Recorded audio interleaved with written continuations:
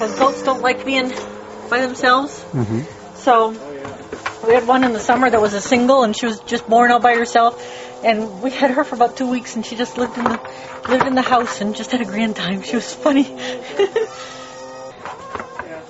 They're having fun. We liked the cleanness of the goats, which really attracted us to them. Plus, they're much friendlier, easier to handle. Much easier to handle. A stubborn goat is I can manage a stubborn goat, but a stubborn cow pretty much gets its way a lot of the times.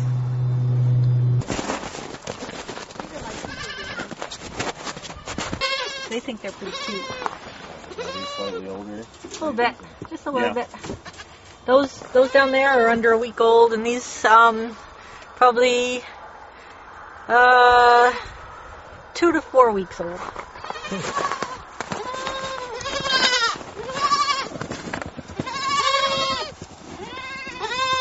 You just got to be comfortable, or they aren't going out. Too hot, no good.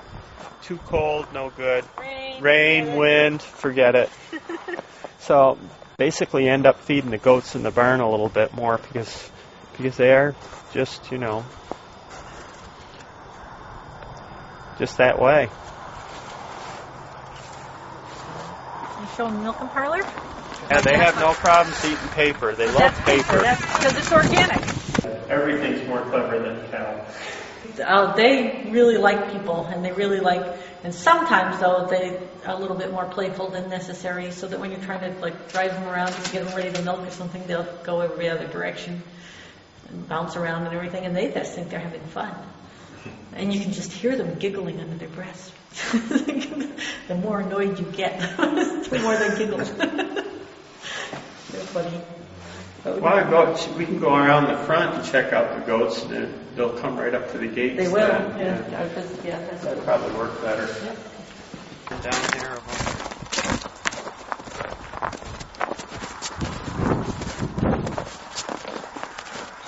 Just how friendly they are.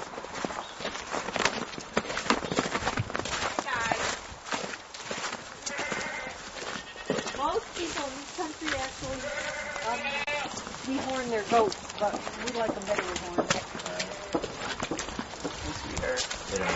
They don't ever dig you in the leg, do they? Accidentally? No, sometimes they do it on purpose. They like to play.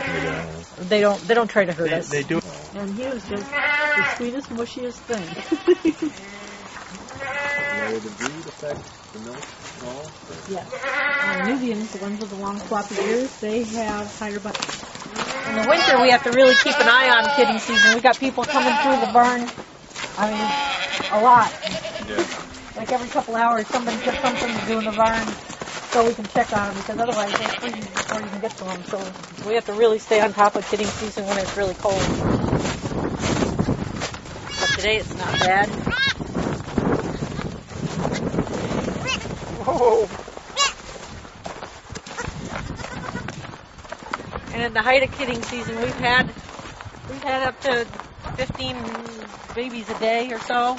I had 22 in the house one time this kidding season. Oh, we're shipping like 80 babies a week at one point. When is kidding season? When does it run? This kidding season, it went from January and February. We're obviously not done. About halfway into January. And then usually again in maybe October, November.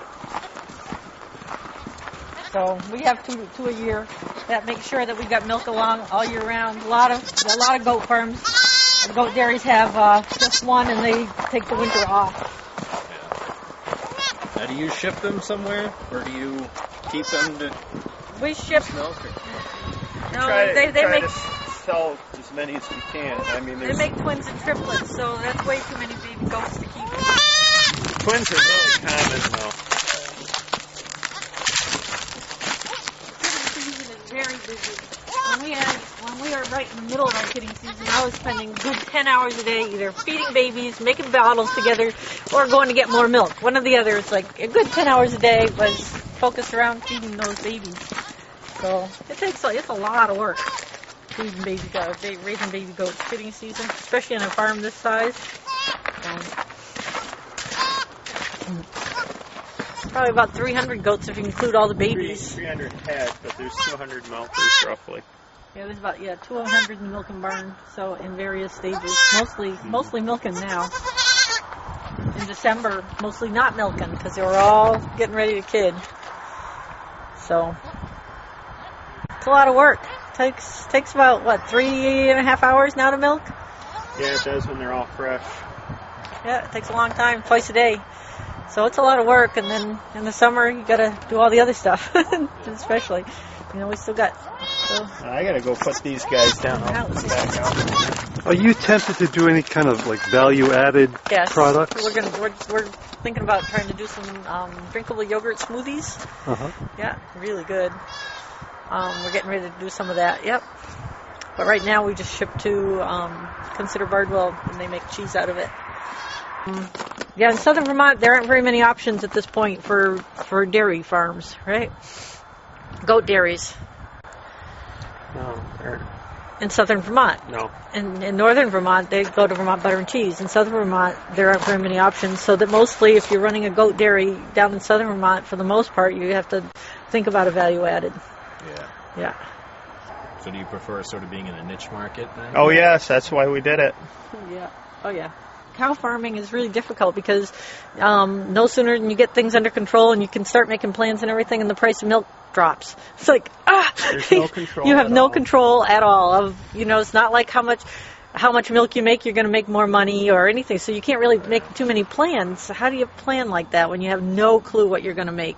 And if you're making so much money per hundredweight with goat milk, that your income depends on how much milk you make, and that's it. Not depending on what somebody set the price of milk for. And somebody on the radio on NPR the other day said, wasn't it on NPR the other day, said that there is somebody out there who understands the price of milk, but he died a long time ago. So nobody, and that was somebody who was into the economics of the milk market. So nobody really understands.